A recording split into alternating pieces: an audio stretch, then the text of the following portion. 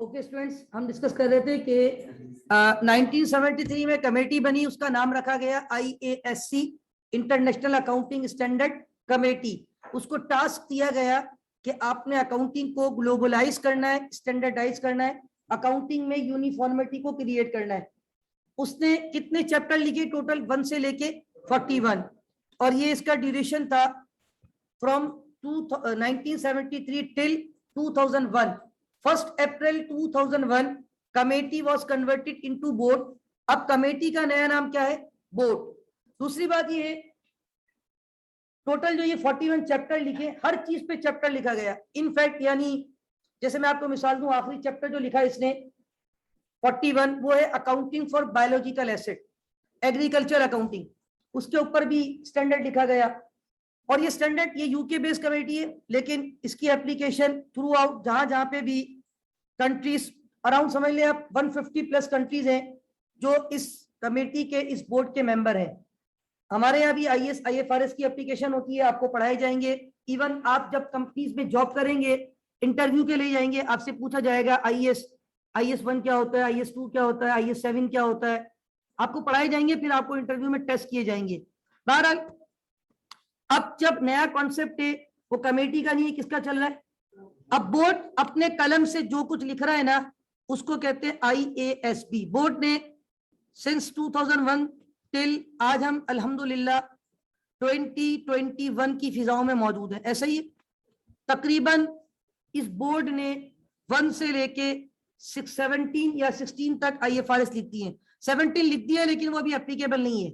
IFRS 17 insurance के ऊपर है, और उसकी एप्लीकेशन मैंने गूगल पे चेक की थी, ऑनवर्ड 2023 Jan 1 से शुरू होगी। अभी भी तकरीबन कमोबेश 1.25 से 1.5 साल बाकी है। उसकी एप्लीकेशन कब से इफेक्टिव होगी? Jan 1 2023 IFRS 17 की।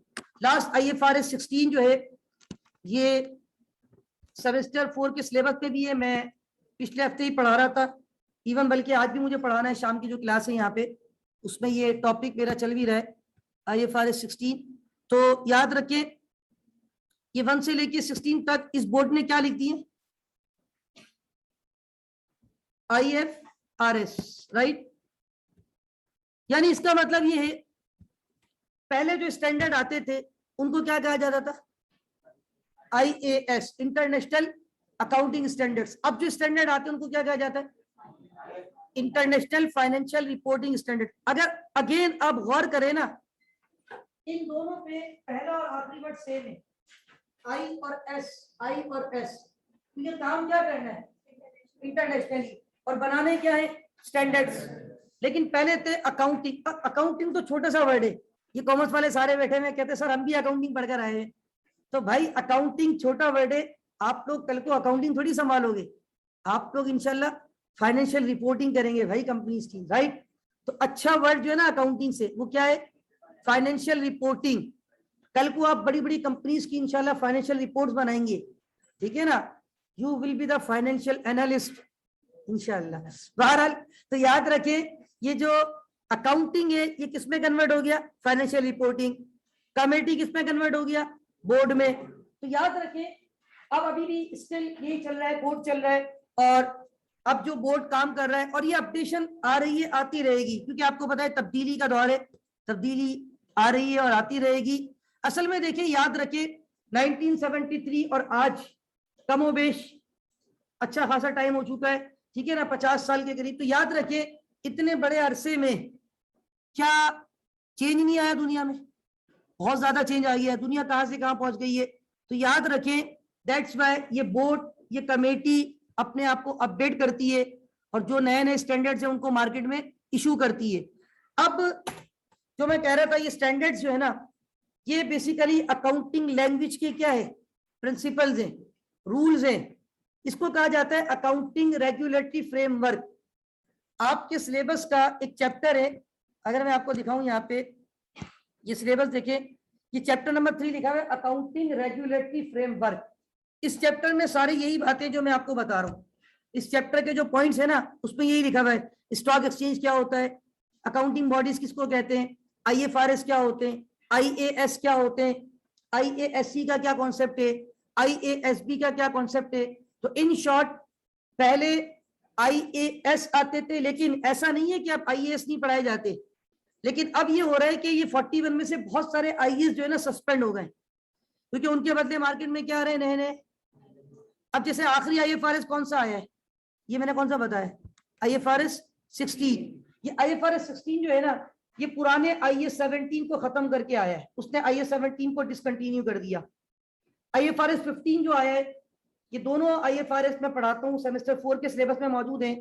IFRS 15 जो है वो पुराने 2 IAS को खत्म करके आया है। IAS 11 कंस्ट्रक्शन कॉन्ट्रैक्ट, जिसमें आप ये बिल्डिंग बना रहे हैं, कंस्ट्रक्शन हो रही है, उसकी अकाउंटिंग कैसे होगी, प्लस रेवेन्यू, इन दोनों को खत्म करके एक IAS 18 था रेवेन्यू, और एक IAS 11 था कंस्ट्रक्शन कॉन्ट्रैक्ट। IAS 11 और 18 दोनों खत्म करके IFRS 15 बना दिया। IAS 17 खत्म करके IFRS 16 बना दिया।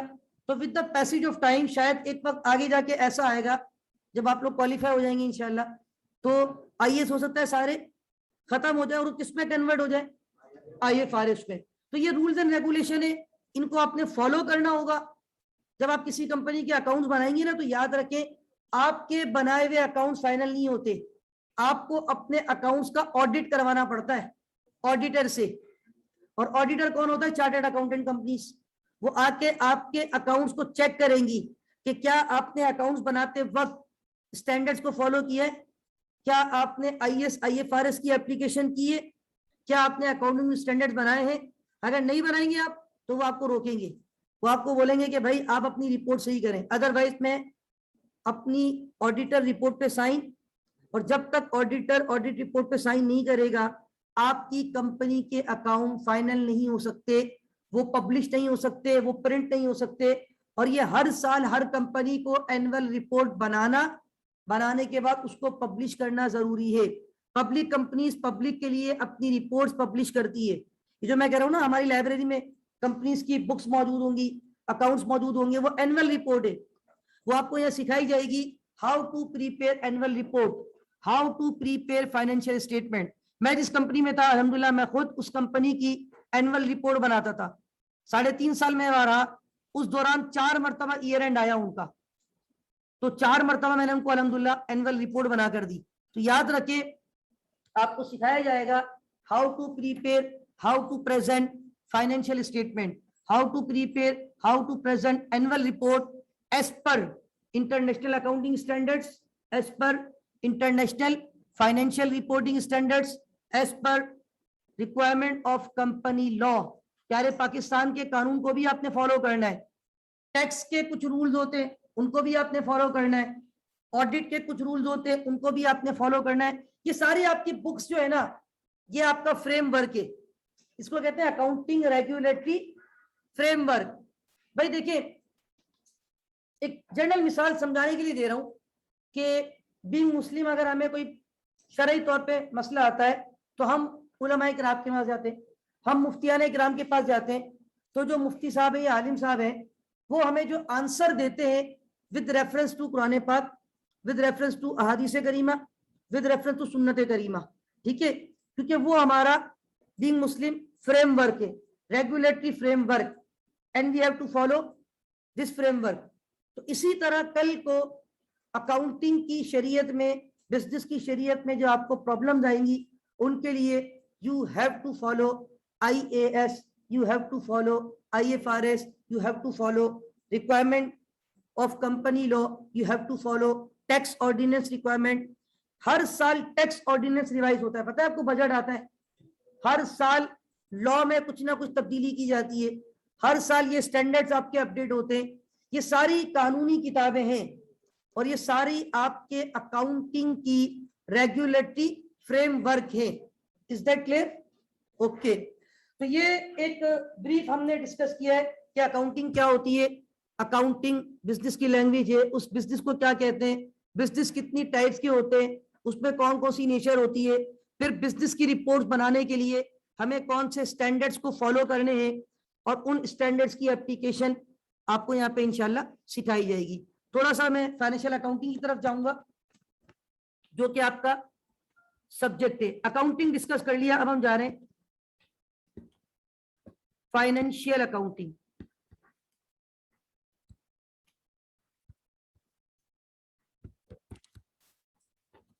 ये भाई नजर आ रहा है पीछे सबको? फाइनेंशियल अकाउंटिंग डेफिनेशन आपको लिखवा देता हूं।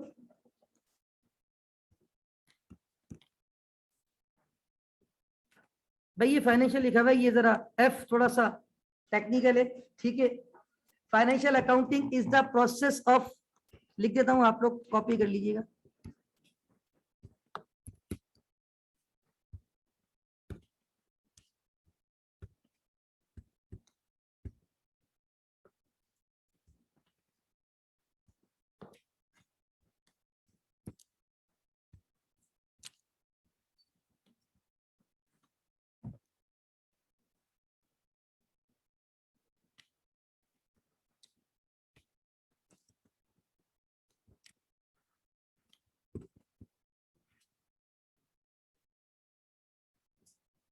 आइडेंटिफाइंग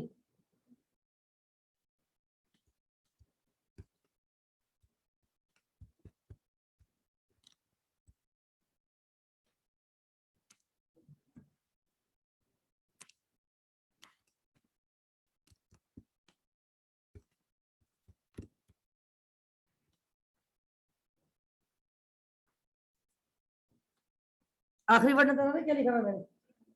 क्या लिखा है? कम्युनिकेटिंग, सही है। थोड़ा सा मैं मिटा के लिख देता हूँ।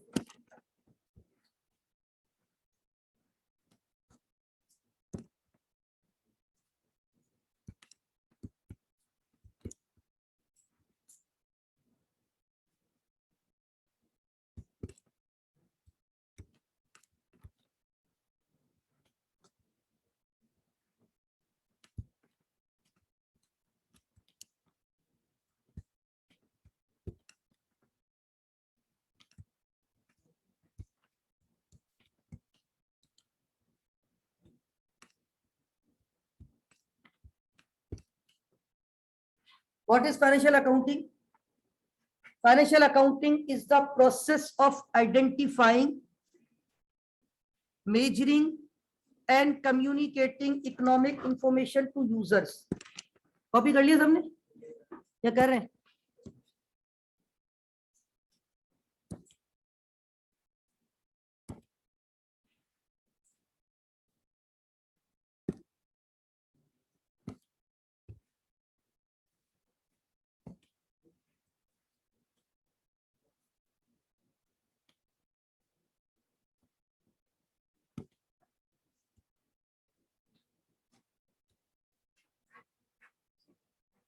जी कॉपी करें जल्दी से।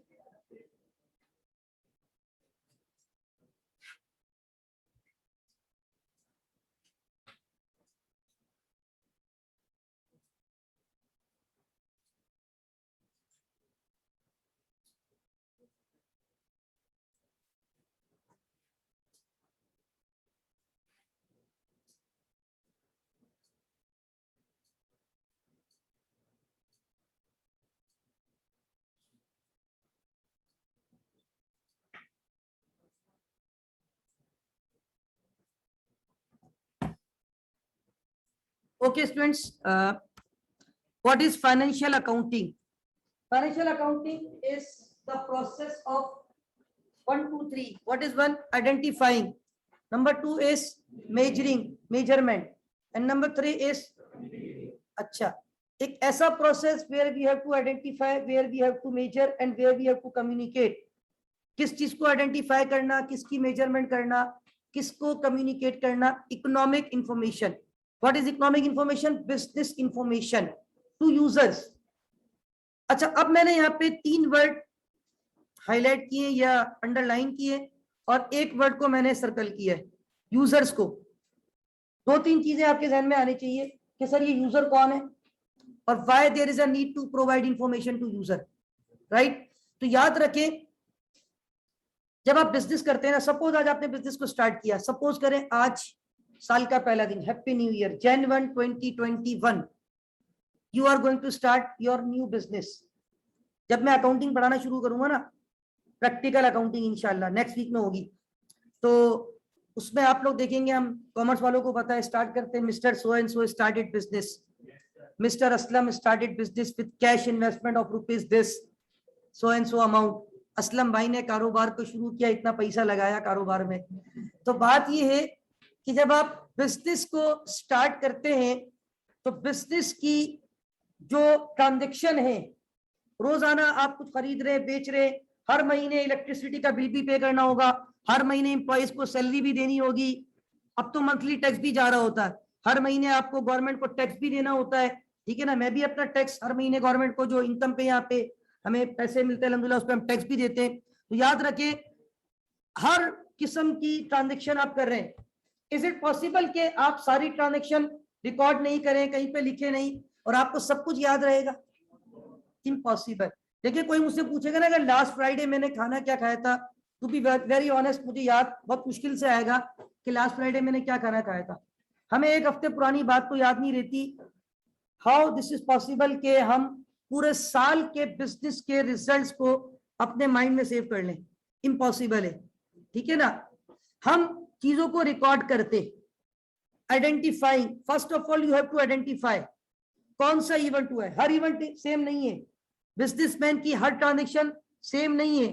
परचेज करना एक अलग बात है, सेल करना, इलेक्ट्रिसिटी का बिल पे करना, गवर्नमेंट को टैक्स देना, एम्प्लॉय को सैलरी देना, ट्रांसपोर्टेशन की कॉस्ट पे करना, एडवर्टाइजिंग की कॉस्ट पे करना, ठीक है ना, बैंक से लोन लेना, कस्टमर से अगर माल उसको उधार दिया था उससे सब्सिक्वेंटली पैसे रिसीव करना, सप्लायर से माल उधार पे लेके आए थे उसको सब्सिक्वेंटली पे करना, किससे कितना उधार लिया हुआ है, किसको कितने पैसे देने, ये सारी चीजें ये अलग अलग ट्रांजेक्शन है। तो first of all we have to identify. पहला स्टेप क्या होगा? ट्रांजेक्शन की आइडेंटिफिकेशन। आफ्टर आइडेंटिफिकेशन उसकी मेजरमेंट। हर ट्रांजेक्शन की मेजरमेंट एक जैसी नहीं होती। मैं नेक्स्ट कल तो आपको बेसिक एलिमेंट्स पढ़ाऊंगा इंशाल्लाह, चैप्टर 2, ये चैप्टर 1 है जो पढ़ा रहा हूं आज, ठीक है। ये सिलेबस का बिल्कुल पहला चैप्टर है। कल इंशाल्लाह चैप्टर 2 पढ़ाऊंगा, उसके बाद मंडे से इंशाल्लाह, सॉरी नेक्स्ट जो थर्सडे होगा, थर्सडे से इंशाल्लाह हम लोग जो अकाउंटिंग में डेबिट क्रेडिट का कॉन्सेप्ट होता है वो स्टार्ट करेंगे। तो वहां पे आपको सिखाऊंगा कि रूल्स क्या है, मेजरमेंट कैसे होती है। कुछ लोग शायद ये समझते हैं कि जो आ रहा है डेबिट, जो जा रहा है क्रेडिट, तो ऐसा नहीं होता। या जो बढ़ रहा है वो डेबिट कर दो, जो कम हो रहा है क्रेडिट कर दो, ऐसा भी नहीं होता। रूल्स हैं, उन रूल्स को फॉलो करना है। सम टाइम एक चीज बढ़ रही है लेकिन वो क्रेडिट होती है, सम टाइम एक चीज बढ़ रही है लेकिन वो डेबिट होती है। तो ये मेजरमेंट, हाउ टू मेजर, उसको मेजरमेंट कैसे करेंगे। तो ट्रांजेक्शन की आइडेंटिफिकेशन, जब आपने प्रॉपर आइडेंटिफिकेशन की देन आपको उसको प्रॉपर मेजरमेंट करनी है, रिकॉर्डिंग करनी है। पूरा साल आप ट्रांजेक्शन लिखते रहते हैं, रिकॉर्ड करते रहते हैं as per rules of accounting, framework के मुताबिक, स्टैंडर्ड्स के मुताबिक। ट्रांजेक्शन हो रही है, उसको आइडेंटिफाई किया। देखिए आइडेंटिफिकेशन बड़ी इंपॉर्टेंट है। अगर आपने गलत आइडेंटिफाई किया तो ट्रांजेक्शन रिकॉर्ड भी, फिर उसके रिजल्ट सही आएंगे। आखिर में जब एनुअल रिपोर्ट बनाओगे प्रॉफिट सही कैलकुलेट होगा, बिजनेस के रिजल्ट सही कैलकुलेट। मैं आपको थोड़ी सी मिसाल दूं, देखिए क्रिकेट मैच होता है ना, इज इट पॉसिबल अगर 2020 मैच भी करवाया जाए, सिंगल बॉल कोई भी रिकॉर्ड ना की जाए, ना कोई ऑडियो रिकॉर्डिंग, ना वीडियो रिकॉर्डिंग, ना कोई मैनुअल स्कोर, ना डिजिटल, कोई स्कोर नहीं रिकॉर्ड कर रहा, बस सिर्फ इतना होता है बॉलर आता है 6 मरतबा बॉल करवा के चला जाता है, ये एक्टिविटी काउंट की 20 मरतबा, एक टीम ने खेल लिया फिर दूसरी टीम भी खेल के चली गई। Is it possible to check कौन जीता कौन हारा? नहीं, आपने रिकॉर्ड ही, बहुत सारे तो इतने क्लोज मैच होते हैं कि 1 रन से भी टीम जीत जाती है। तो क्या बगैर रिकॉर्डिंग के आप बता सकते हैं रिजल्ट क्या रहा? नहीं ना।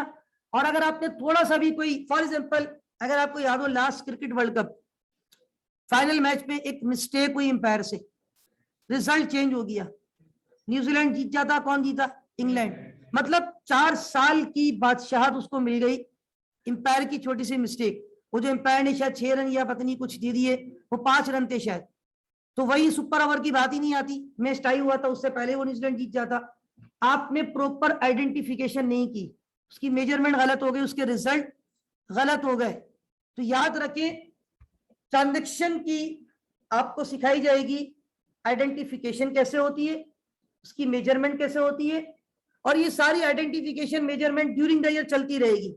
पूरे साल आप ट्रांजैक्शन रिकॉर्ड करते रहेंगे। बड़ी बड़ी कंपनीज रोजाना पता नहीं कितनी ट्रांजैक्शन 100+, 1000+ ट्रांजेक्शन भी रिकॉर्ड करती है। आज के दौर में तो बड़ी आसानी है, कंप्यूटराइज अकाउंटिंग है, टेंशन ही नहीं है, सारे ट्रांजेक्शन ऑनलाइन है, सिस्टम पे है, सेंट्रलाइज सिस्टम है। तो आप पूरे साल ट्रांजेक्शन को क्या करते रहते हैं, रिकॉर्ड करते रहते हैं। साल गुजर गया, ईयर एंड आ गया। अब ईयर एंड पे पूरे साल जो आपने ट्रांजेक्शन रिकॉर्ड किए ना, उसकी रिपोर्ट्स आपके पास रिजल्ट्स आ रहे हैं।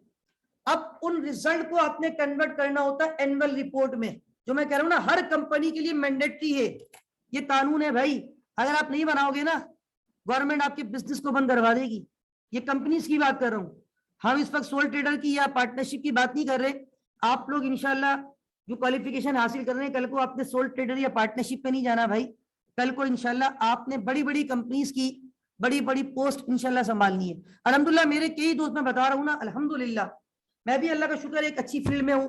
टीचिंग इटसेल्फ एक रिस्पेक्टफुल प्रोफेशन है, ठीक है ना। मेरा पर्सनल इंटरेस्ट टीचिंग में था, मैं जॉब कर रहा था, मैंने खुद छोड़ी है क्योंकि मुझे टीचिंग में मजा आता है, ठीक है ना।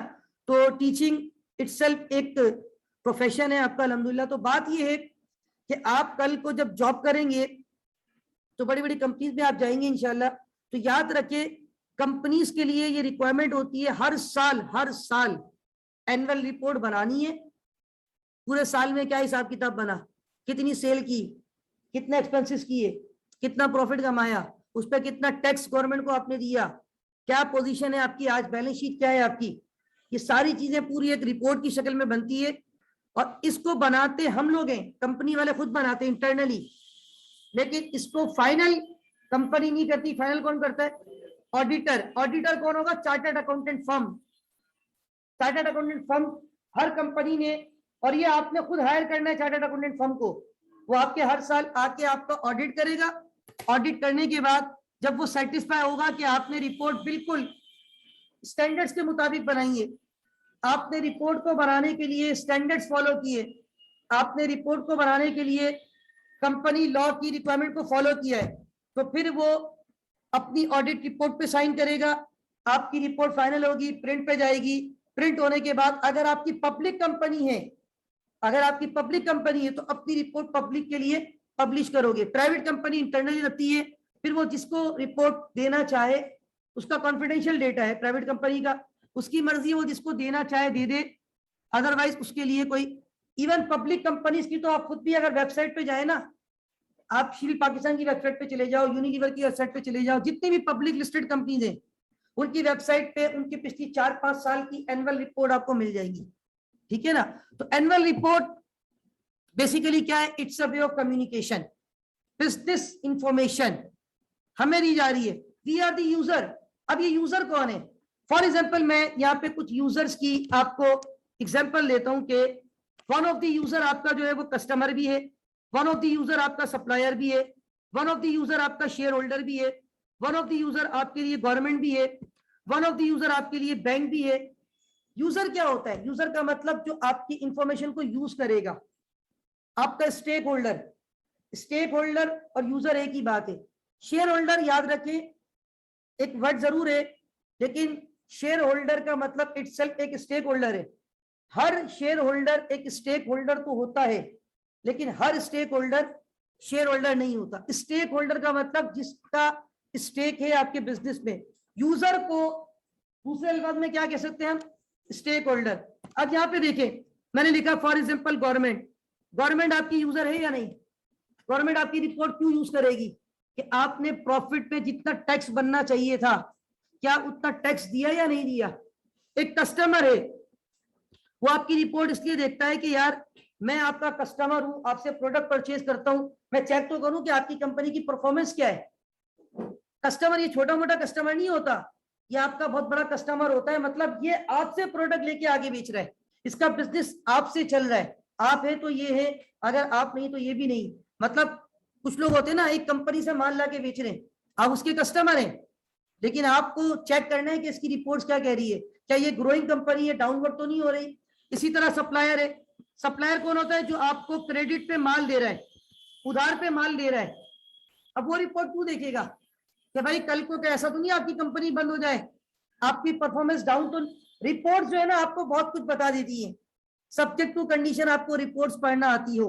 खुदा ना खास्ता किसी को कोई मसला होता है, हम डॉक्टर के पास जाते हैं, डॉक्टर कहता है आप ये टेस्ट करवा के आओ। जब आप टेस्ट करवा के आते हो उसकी रिपोर्ट आती है, क्या रिपोर्ट आप खुद ही पढ़ते हो, डॉक्टर के पास लेके जाते हो?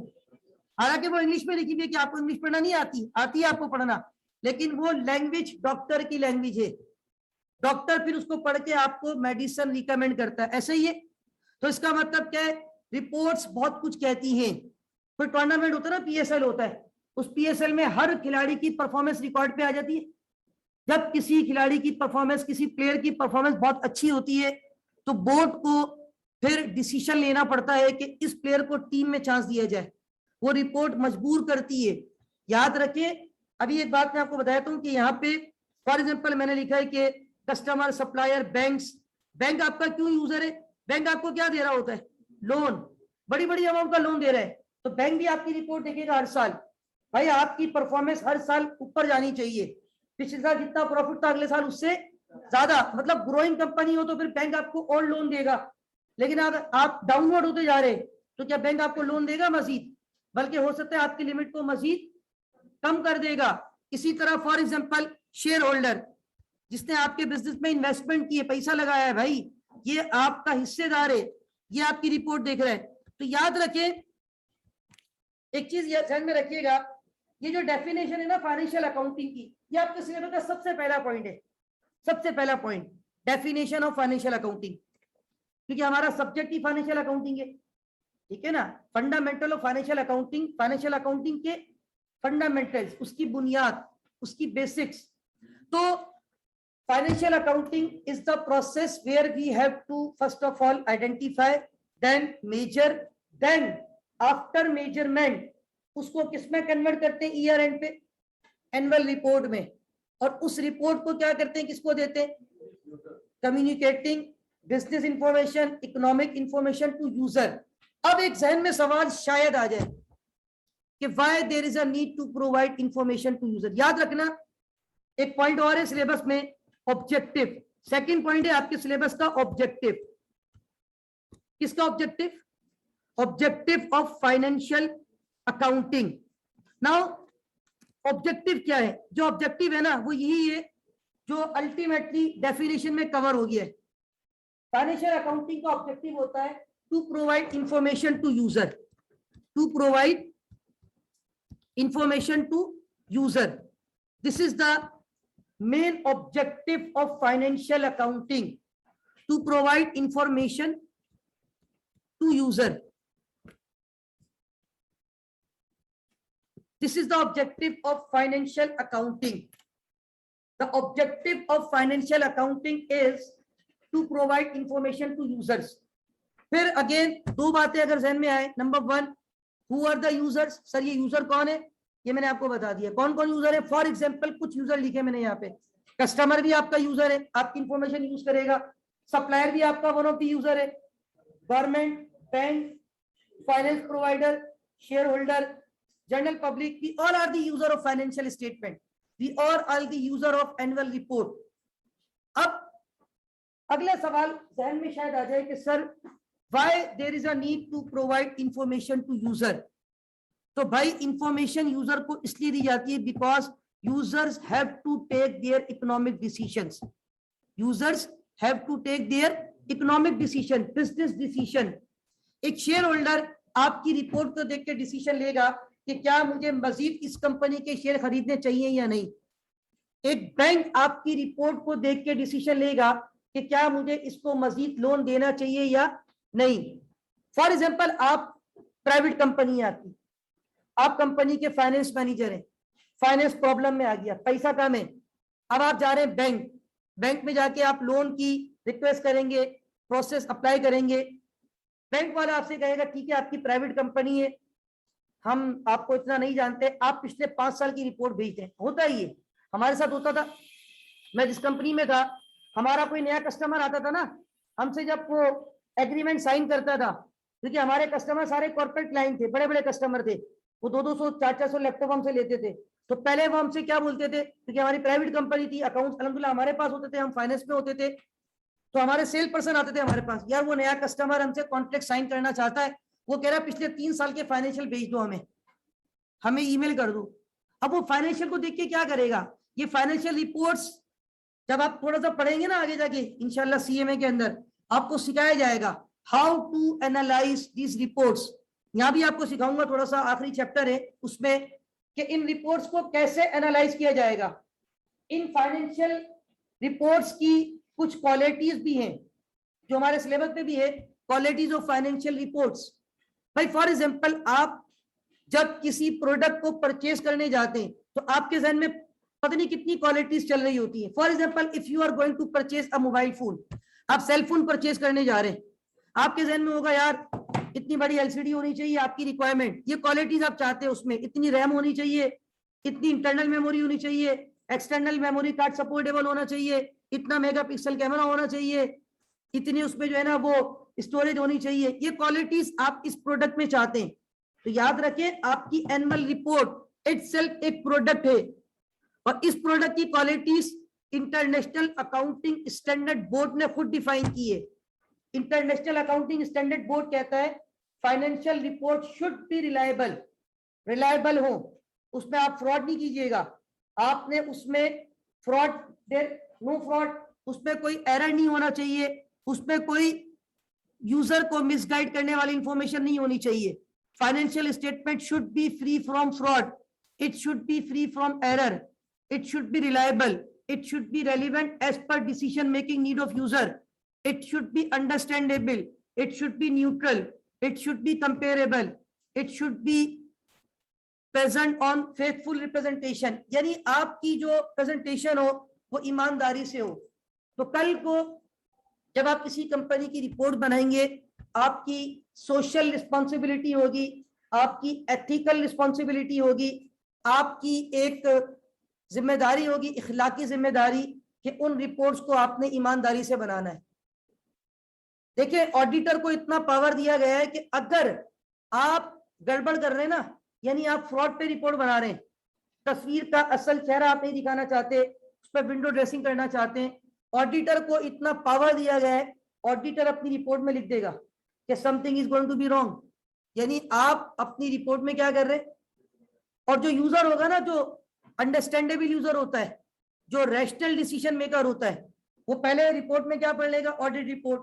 अगर audit report neat and clean है तो वो समझ जाएगा कि ऑल इज वेल, लेकिन अगर वो देखेगा नहीं ऑडिटर ने लिखा है कि something is going to be wrong, इसका मतलब है there is a question mark, फिर क्या वो इस कंपनी में इन्वेस्टमेंट करेगा। आपको किसी कंपनी के शेयर खरीदने, उसकी रिपोर्ट सही नहीं आ रही, क्या आप उस कंपनी के शेयर परचेज करेंगे, पीआईए के शेयर परचेज करोगे, नहीं, लॉसेस में जा रही है, उसका शेयर बहुत डाउन हुआ है, रिपोर्ट से पता चल जाता है। तो याद रखिए रिपोर्ट्स आपको बहुत कुछ बता देती है। मैंने एक एग्जांपल आपको देता हूँ, आपके घर पे कोई छोटा भाई बहन स्कूल जाता है, अगर उसके स्कूल में जब मंथली टेस्ट होते हैं रिपोर्ट आपके घर पे आती है, ठीक है, आपको कैसे पता चलता है कि इसका मैथ का सब्जेक्ट वीक है, कैसे पता चलता है, उसके मार्क्स मैथ में कम आ रहे हैं। मुझे अक्सर कॉल आती है क्योंकि बीइंग टीचर जाहिर सी बात है खानदान वालों को पता होता है कि ये पढ़ाते हैं, तो उनको अपने बच्चों के लिए सम टाइम मैथ का टीचर रिक्वायर्ड होता है, सम टाइम किसी और सब्जेक्ट का टीचर रिक्वायर्ड होता है। तो उनको पता होता है कि यार हमारा बेटा जो है ना इस सब्जेक्ट में वीक है। हमारे फ्लैट में एक साहब रहते हैं, उन्होंने मुझे पिछले दिनों कहा कि यार वो मेरा बेटा एड मैथ या मैथ वो ओ लेवल में जो होता है उसमें वीक है थोड़ा सा, मुझे उसका कोई ट्यूटर चाहिए। तो उनको कैसे पता चलता है, रिपोर्ट्स आपको बता देती है कि कौन सा सब्जेक्ट इसका वीक है। आपकी जो मेडिकल रिपोर्ट्स होती है वो डॉक्टर को बता देती है कौन सा बॉडी पार्ट आपका वीक है, कहाँ पे मेडिसिन की जरूरत है, ऐसा ही है। तो याद रखें रिपोर्ट्स होती साइलेंट है लेकिन बहुत कुछ कहती हैं आपसे। सब्जेक्ट टू कंडीशन, आपको रिपोर्ट्स को पढ़ना आना चाहिए। Reports should be understandable by those users who have reasonable knowledge regarding economics, business, accounts and finance। आपकी रिपोर्ट ऐसी हो जो अकाउंट्स का बंदा हो, जो फाइनेंस का बंदा हो, जो इकोनॉमिक्स का, जो बिजनेस फील्ड का बंदा हो, उसको रिपोर्ट्स पढ़ना आती हो। देखिए हर प्रोडक्ट की यूटिलिटी हर पर्सन के लिए सेम नहीं होती। एक सिगरेट स्मोकिंग पर्सन के लिए तो यूटिलिटी रखता है, नॉन स्मोकिंग पर्सन के लिए सेम सिगरेट के लिए कोई यूटिलिटी नहीं है। हम अक्सर देखते हैं, मैं तो नोट कर रहा हूँ, अभी आप लोगों को शायद नहीं पता, आप लोग थोड़ा पढ़ेंगे तो आपको अंदाजा होगा। न्यूज़पेपर में बाज़ दफा कंपनी के फाइनेंशियल प्रिंट हुए होते हैं, रोटी वाला उसमें रोटी बेच रहा होता है, अक्सर मैं देख रहा होता हूँ कि मल्टीपल जो आपके यूजर्स है या मल्टीपल आपके बहुत सारे दुकानदार हैं जो चीजें बेच रहे, सम टाइम में रोटी लेकर आया, पता चला उसमें किसी कंपनी के रिजल्ट छपे हुए, तो वो रोटी वाले को तो नहीं पता क्या लिखा हुआ है, लेकिन आप अंडरस्टैंडेबल यूजर है, आप इस चीज को अंडरस्टैंड कर सकते हैं, तो आप उसको पढ़ना शुरू कर देंगे। तो याद रखें, हर प्रोडक्ट की utility person to person vary कर रही होती है। Financial statement should be understandable by those users who have reasonable knowledge regarding economics, business, accounts and finance. ये क्वालिटीज है आपकी एनुअल रिपोर्ट की। क्या क्वालिटीज है? रिलायबल हो, रेलिवेंट हो, कंपेरेबल हो, न्यूट्रल हो, फ्री फ्रॉम एरर हो, अंडरस्टैंडेबल हो। क्योंकि उन रिपोर्ट को देखकर यूजर क्या लेगा? डिसीजन। भाई why there is a need to provide information to user? Why? Because users have to take their economic decisions. भाई खुदा ना खास्ता अगर वो रिपोर्ट, किसी की मेडिकल रिपोर्ट गलत बन के आ जाए, अल्लाह ना करे उसकी बेस पे अगर डॉक्टर कोई मेडिसिन रिकमेंड कर दे, तो क्या खुदा ना खास्ता अगर वो रिपोर्ट, क्या सिस्टम एरर नहीं हो सकता? हो सकता है ना। तो क्या उस रिपोर्ट पे जो गलत बन गई थी, डॉक्टर ने जो डिसीजन लिया, क्या उसके साइड इफेक्ट हो सकते हैं? बिल्कुल हो सकते हैं, क्योंकि वो रिपोर्ट सही नहीं थी। बात दफा होता है, रेयर केस में ऐसा होता है, मेरे क्लोज फ्रेंड के साथ हुआ था। 12 उसने मेडिसिन तो नहीं ली थी, लेकिन उसने जब पोजीशन बताई, डॉक्टर चेंज किया, तो उसने बोला ये रिपोर्ट हो ही नहीं सकती आपकी, आप दोबारा टेस्ट करवाए। मेरा बहुत क्लोज फ्रेंड है, समझ लीजिए मेरा बेस्ट फ्रेंड है सबसे ज्यादा, उसके साथ ये हुआ। तो बहरहाल जब उसने दोबारा टेस्ट करवाया तो वो चीज नहीं थी, वो रिपोर्ट गलत बन गई थी। तो बाज दफा देखिए रिपोर्ट्स जो है ना, अगर आपकी गलत है, आपने अगर फ्रॉड करके रिपोर्ट बना के मार्केट में दे दी, बहुत अच्छी कंडीशन दिखा दी, हालांकि आपकी कंडीशन ऐसी, लोगों ने देखा यार ऑल इज वेल, आपकी कंपनी तो बस दुनिया की सबसे अच्छी कंपनी है, सारे यूजर आ गए, शेयर होल्डर ने शेयर खरीद लिए, सप्लायर ने आपको उधार पे माल दे दिया, कस्टमर ने आपसे माल खरीद लिया, और बैंक ने आपको और लोन दे दिया, पता चला कि ये तो रिपोर्ट आपने गलत बनाई थी।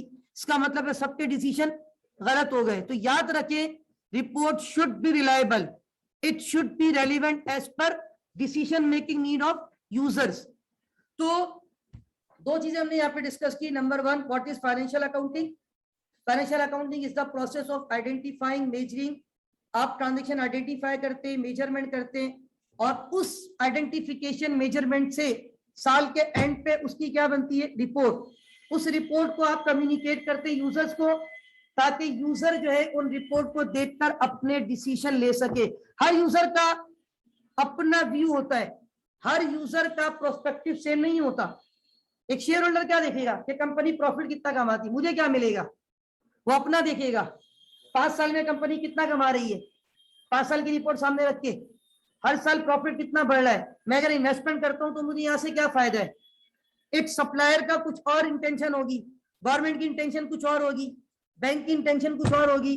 तो हर यूजर का अपना प्रोस्पेक्टिव होगा आपकी रिपोर्ट्स को देखने का। तो ये था फाइनेंशियल अकाउंटिंग डेफिनेशन, ऑब्जेक्टिव। अच्छा, मैं क्विक आपको एक चीज शेयर करता हूं यहाँ पे, अभी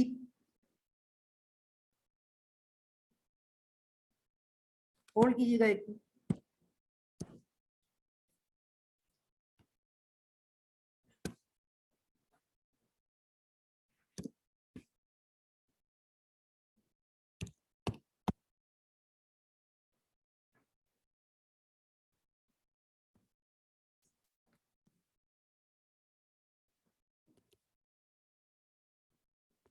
अच्छा, ये आपका जो एक्चुअल सिलेबस है फंडामेंटल फाइनेंशियल अकाउंटिंग का, और इसमें देखिए कल जो मैंने आपको स्लाइड शो की थी, वो तो खाली सिलेबस वन शॉट आपको ये नजर आ रहे थे पॉइंट्स।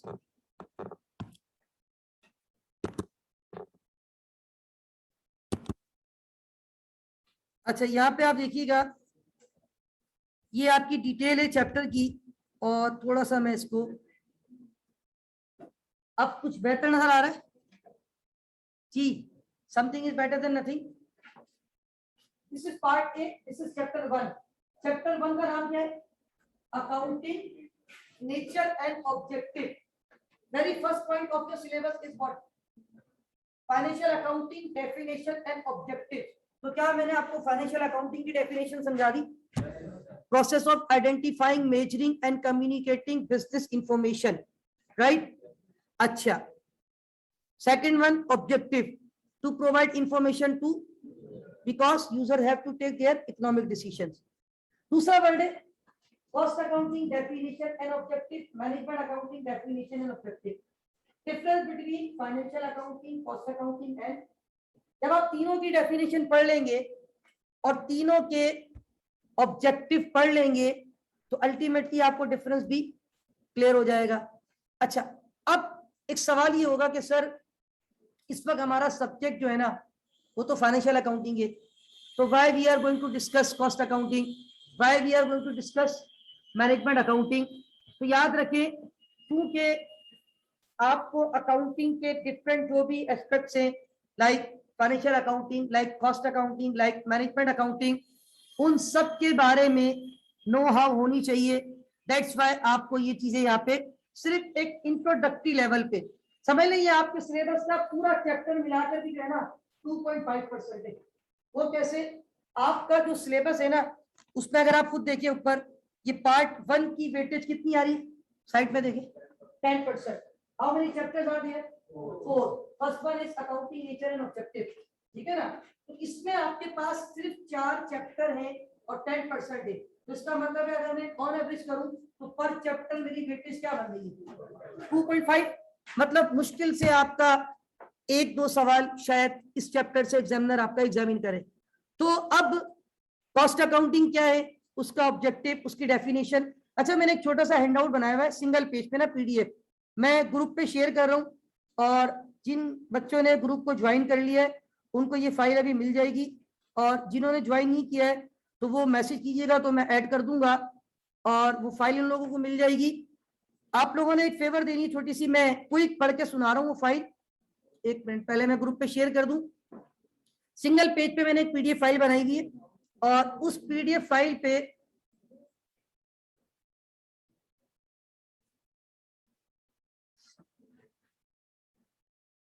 नेट चल रहा है आप लोगों के पास? Sure.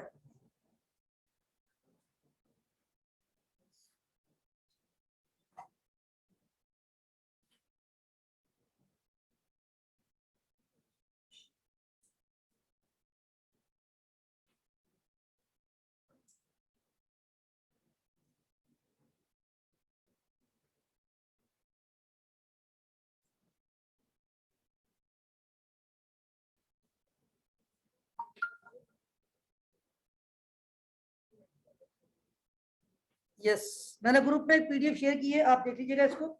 और इसका फाइल का नाम, मैंने चैप्टर का नाम ही रखा हुआ है. फाइल का नाम है accounting nature and objective chapter number 1. ठीक है, फाइल का नाम accounting nature and objective, PDF file का नाम है chapter 1 accounting nature and objective. अच्छा, इसमें अगर आप देखें, इसमें मैंने ऊपर लिख भी दिया financial accounting is what. Financial accounting is the process of identifying, measuring and communicating business information to user. Definition आपको नजर आ रही है. Second, इसमें लिखा हुआ है objective of financial accounting. क्या लिखा हुआ है? The objective is to provide information that is useful for making business and economic decision. भाई information मैंने आपको कितनी सारी एग्जांपल ले दी कि हर यूजर अपने एंड पे इंफॉर्मेशन को यूज करके डिसीजन लेता है. डॉक्टर आपकी रिपोर्ट देके डिसीजन लेता है, आपके पेरेंट बच्चों की स्कूल की रिपोर्ट देख के डिसीजन लेते, क्रिकेट के जो बोर्ड होते हैं, क्रिकेट बोर्ड वाले, वो प्लेयर की परफॉर्मेंस देख के डिसीजन लेते. तो भाई ये रिपोर्ट्स, बिजनेस की रिपोर्ट बिजनेसमैन के लिए बहुत इंपॉर्टेंट होती है. उसी पेज पे आप देखिए नीचे मैंने 2 डेफिनेशंस और दोनों के ऑब्जेक्टिव लिखे, नजर आ रहे हैं आपको? कौन कौन सी डेफिनेशन लिखी हुई है? कॉस्ट अकाउंटिंग और उसका ऑब्जेक्टिव, देन मैनेजमेंट अकाउंटिंग और उसका objective. Now what is cost accounting? Cost accounting is the process of recording, classifying and appropriate allocation of expenditure for the determination of the cost of products or service of an organization. देखिए, cost accounting जो है ना वो किसी particular product की costing के लिए की जाती है. हर कंपनी में कॉस्ट अकाउंटिंग का डिपार्टमेंट नहीं होता. मैन्युफैक्चरिंग कंसर्न प्रोडक्ट को खुद बनाती है, वो करते हैं कॉस्टिंग. फॉर एग्जांपल एक मिसाल दूं आपको कि एक प्रोडक्ट एक कंपनी में बनती है, ठीक है, एक पेन किसी कंपनी में बन रहा है, इस पेन को बनाने के लिए मटेरियल लग रहा है, लेबर इस्तेमाल हो रही है और ओवरहेड, तीन चीजें होती है। Number 1 is material, number 2 is labour and number 3 overhead. Overhead से मुराद ये पेन जिस मशीन से बना, क्या वो मशीन बगैर बिजली के चल रही है, बिजली का बिल भी आ रहा है, वो मशीन यूज भी हो रही है, उसके अंदर वेयर एंड टेयर भी हो रही है। तो याद रखें, अच्छा जैसे मैं आपको मिसाल दूं, मैं जिस कंपनी में था वहां कॉस्टिंग का डिपार्टमेंट नहीं था। क्यों नहीं था? क्योंकि हम प्रोडक्ट को खुद, हम तो बस बनी बनाई प्रोडक्ट लाते थे, हम ट्रेडिंग बिजनेस करते थे, तो हमारे यहाँ डायरेक्ट फाइनेंशियल अकाउंटिंग होती थी। मैं खुद फाइनेंशियल अकाउंटिंग डिपार्टमेंट में था। लेकिन अगर आप चले जाएं गुल अहमद, कभी जाके विजिट करें गुल अहमद की फैक्ट्री, अगर आपने देखी हो कायदाबाद के आगे, कितनी बड़ी एक दुनिया है अंदर पूरी फैक्ट्री में। वहां कॉस्ट अकाउंटिंग की दुनिया अलग है, फाइनेंशियल अकाउंटिंग की दुनिया, क्योंकि गुल अहमद आइडियाज अपनी प्रोडक्ट खुद बना रहे, कॉस्टिंग कर रहे, कितना मटेरियल लग रहा है, कितने लेबर को पैसे जा रहे हैं, कितने ओवरहेड्स, और फिर वो प्रोडक्ट बन के मार्केट में जाके बिक के फिर सेल, ये सारी चीजें कौन रिपोर्ट कर रहा है? फाइनेंशियल अकाउंटिंग वाले। तो कॉस्ट अकाउंटिंग एक ऐसा process where we have to record, we have to appropriate allocate, लिखा हुआ यहाँ पे पढ़े, cost accounting is the process of recording, classifying and appropriate allocation of expenditures for the determination of the cost of product or service of an organization। किसी भी product की या service की कॉस्ट हम जब कैलकुलेट करते हैं तो उसपे जो जो एलिमेंट्स है, ऑब्जेक्टिव में बातें लिखी हुई है। पहला ऑब्जेक्टिव क्या है? एसर्टेनमेंट ऑफ कॉस्ट। देखिए एक प्रोडक्ट आपको बेचनी है, इवन अगर ये पानी की बोतल में बना रहा हूं, ये पानी की बोतल भी आपको पता है बड़े डिफरेंट स्टेट से बनती है, ये कैप कहीं और बन रहा होता है, पता है आपको, ये प्लास्टिक की बोतल कहीं और बन रही होती है, ये शायद रैपर कहीं और तैयार होता है, आखिर में ये फिनिश गुड्स। पहले ये बताए, क्या मैं ये कैसे डिसाइड करूंगा ये बोतल मुझे कितने की बेचनी है? पहले मुझे क्या पता होनी चाहिए? कॉस्ट। अनलेस एंड अनटिल मुझे कॉस्ट नहीं पता, हाउ कैन वी डिसाइड कि what could be the selling price? How to calculate selling price? Selling price is equal to cost plus profit. Cost plus, तो पहला ऑब्जेक्टिव क्या है cost accounting का? To एसर्टेनमेंट of cost, cost की calculation. Second objective क्या है? Determination of selling price. भाई मुझे पता चल गया ये बोतल मेरे पास जो है ना 13 रुपए की बन रही है, अब मैंने कहा ठीक है 7 रुपए का प्रॉफिट ऐड करूं, कितने रुपए की बेचनी है? 20 रुपए की। 13 + 7 is equal to 20। Selling price is equal to cost plus profit. आगे लिखा हुआ है cost control and cost reduction. जब आप कॉस्टिंग कर रहे होते ना हर प्रोडक्ट की, तो आपको पता चल रहा होता है अच्छा यहाँ पे कॉस्टिंग ज्यादा लग रही है, क्योंकि आपके पास रिकॉर्ड्स है, लिखा हुआ है ना cost accounting is the process of recording, हर चीज की रिकॉर्डिंग हो रही है। बात दफा होता है कि एक्सेस मटेरियल यूज हो रहा है, बात दफा हो रहा है कि एक्सेस इलेक्ट्रिसिटी यूज हो रही है, यार ये मशीन खराब हो गई है, ये बहुत देर तक चलती है, फिर यूनिट बनाती है, इसको चेंज कर दो ताकि हमारी कॉस्ट क्या हो जाए? कम हो जाए। जब आप चीजें देखते हैं ना तो आप कॉस्ट कंट्रोल करते हैं, कॉस्ट रिड्यूस करते हैं। You are going to be a cost and management accountant. आपका काम क्या होगा? टू मिनिमाइज कॉस्ट, लेकिन ऐसा नहीं है कि कॉम्प्रोमाइज कर दी क्वालिटी को। विदाउट कॉम्प्रोमाइजिंग ऑन क्वालिटी, आपका ऑब्जेक्टिव ये होता है कॉस्ट को मिनिमाइज करना, प्रॉफिट को मैक्सिमाइज करना। आपको अपनी टेक्निक्स यूज करनी होगी। Then we have another point, and next point is ascertaining the profit of each activity। बात दफा होता है आपकी 3 प्रोडक्ट है ए बी सी, तीनों की आपने कॉस्टिंग एक साथ की, अलग अलग की है, आपको पता चल रहा है तीनों में से कौन सी प्रोडक्ट ज्यादा प्रॉफिट दे रही है। बात दफा आप देते हैं अच्छा यार ये वाली प्रोडक्ट जो है ना कम बिक रही है, कम प्रॉफिट दे रही है, इसको डिसकंटिन्यू कर देते हैं, यहाँ पे जो लेबर इस्तेमाल करते हैं उन लेबर को यहाँ ले आते हैं ताकि ये प्रोडक्ट ज्यादा प्रॉफिट दे रही है। तो ये सारी चीजें कब आप डिसाइड कर सकते हो? जब आपके पास सारी रिपोर्ट्स हो। भाई जब किसी प्लेयर की परफॉर्मेंस ऑन रिकॉर्ड आती है ना, तब डिसीजन लिया जाता है हाँ यार इस प्लेयर को यहाँ खिलाओ, ये विकेट कीपिंग भी अच्छी कर रहा है, बैटिंग भी अच्छी कर रहा है, सरफराज को मिस करके रिजवान को क्यों लाया गया? देखिए रीजन होती है, आपके पास ऑथेंटिक, आपके पास कुछ ना कुछ रीजन होती है, तब आप डिसीजन लेते हो, वरना आपके पास प्रेशर होगा, बहुत सारा डिफरेंट तरीके से प्रेशर आ रहा होता है। तो याद रखें ascertaining the profit of each activity, then assisting management in decision making. Management देखती है कौन सी प्रोडक्ट को कहां ज्यादा बेचना है, कौन सी कौन से आउटलेट को बंद करना है, कहाँ पे कॉस्टिंग ज्यादा लग रही है। अभी मैनेजमेंट अकाउंटिंग की डेफिनेशन जब आप पढ़ेंगे तो वो भी इससे मिलती जुलती है। मैनेजमेंट अकाउंटिंग क्या होती है, टॉप लेवल पे होती है, जो बड़े बड़े स्ट्रेटेजिक लेवल मैनेजमेंट, जो डायरेक्टर्स हैं, डिसीजन मेकर है, वो जब बैठते हैं तो उनके पास फाइनेंशियल की रिपोर्ट भी आती है और कॉस्टिंग की रिपोर्ट भी आती है। फिर वो डिसाइड करते हैं रिसोर्स को कैसे एलोकेट करना है, लिखा हुआ है, पढ़ के आइएगा आप लोग। तो वो सारी बातें, भाई देखिए मैं आपको मिसाल दूं, मैं जहाँ रहता हूँ वहां पे एक मॉल बना, जामा मॉल, ठीक है। उस मॉल में कोई ब्रांड नहीं था, लेकिन एक ब्रांड आइडियाज का फ्रंट पे दुकान खोली, बिल्कुल फ्रंट पे मेन एमेजिना रोड जामा क्लॉथ मार्केट के सामने एक मॉल बना। उस मॉल में सिर्फ एक ब्रांड नजर आया, आइडियाज। जे डॉट नहीं था, खाड़ी नहीं था, बुनेंजा नहीं था, कोई डायना नहीं था, सफायर नहीं था, मारिया भी, कोई ब्रांड नहीं था, सिर्फ एक ब्रांड था, दैट इज आइडियाज। अब क्या हुआ, कुछ टाइम के बाद वो ब्रांड वहां से क्या हो गया, बंद हो गया। क्यों हो सकता है, वहां पे उन्होंने देखा हो, क्योंकि देखो हर ब्रांड हर जगह नहीं चलता। सामने जो मार्केट है जामा क्लॉथ की, एक ओल्ड सिटी एरिया है, ट्रेडिशनल मार्केट से ज्यादातर लोग वहीं जाते हैं। एक मशहूर है जामा क्लॉथ मार्केट में, कपड़ों की मार्केट है, बहुत कदीम ट्रेडिशनल चलता हुआ आ रहा है, तो लोग ज्यादातर कहाँ जाते हैं, उसी मार्केट में। आइडिया नहीं चला, उसने कुछ टाइम के बाद दुकान क्या कर दी, पर अपना आउटलेट वहां से क्या कर दिया। तो ये फैसला किसने किया होगा, मैनेजमेंट ने, आइडियाज की मैनेजमेंट ने। उनको पता चला होगा ना कि यार ये वाला जो हमारा स्टोर है, ये वाला जो आउटलेट है, ये लॉस में जा रहा है, खर्चे तो हो रहे होंगे, मॉल का मेंटेनेंस, स्टाफ की सैलरी, इलेक्ट्रिसिटी के बिल, कस्टमर नहीं होगा, जाहिर सी बात है। कस्टमर चूंकि आइडियाज की प्राइस कम तो नहीं होती, बार्गेनिंग तो नहीं होती, जामा क्लॉथ मार्केट में तो मोर देन 50% बार्गेनिंग भी हो जाती है, मतलब वो इतनी प्राइस होती है, लेकिन जो कस्टमर आते हैं वो बार्गेन परचेज ऑप्शन को इस्तेमाल करते हैं।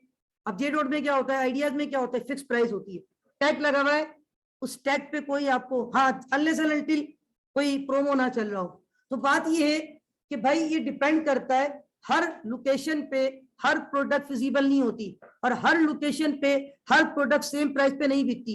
एक प्रोडक्ट डिफेंस पे किसी और प्राइस पे बिक्री होती है, ओल्ड सिटी एरिया में कुछ और प्राइस पे बिक्री होती है, एयरपोर्ट के अंदर चले जाओ तो अंदर जहाँ पे लाउंज वगैरह होता है वहां प्रोडक्ट किसी और प्राइस पे बिक्री होती है। तो याद रखें ये सारी चीजें आपको देखनी है, किसको कहाँ पे कैसे लेके चलना है, किस एक्टिविटी को कैसे करना है। तो आप लोगों ने एक छोटी सी फेवर देनी है, मैनेजमेंट अकाउंटिंग की डेफिनेशन, उसका ऑब्जेक्टिव आप लोग पढ़ लीजिएगा, मैं बाद में कभी एक्सप्लेन कर दूंगा। कल क्योंकि पहला चैप्टर मैंने ऑलमोस्ट कंप्लीट कर दिया है, ये देख लें आप, ये सारी बातें पढ़ ली ऑलमोस्ट। ये आखिरी में जो कॉन्सेप्ट दिया है ये मैनेजमेंट अकाउंटिंग का दिया है। कल इंशाल्लाह we will start very important chapter from exams point of view, from your CMA journey, this is very important chapter, introduction to financial accounting. कल इंशाल्लाह इस चैप्टर को स्टार्ट करेंगे। That's all for today. अल्लाह हाफिज व नासिर, पाकिस्तान जिंदाबाद। अच्छा एक बात सुन ले,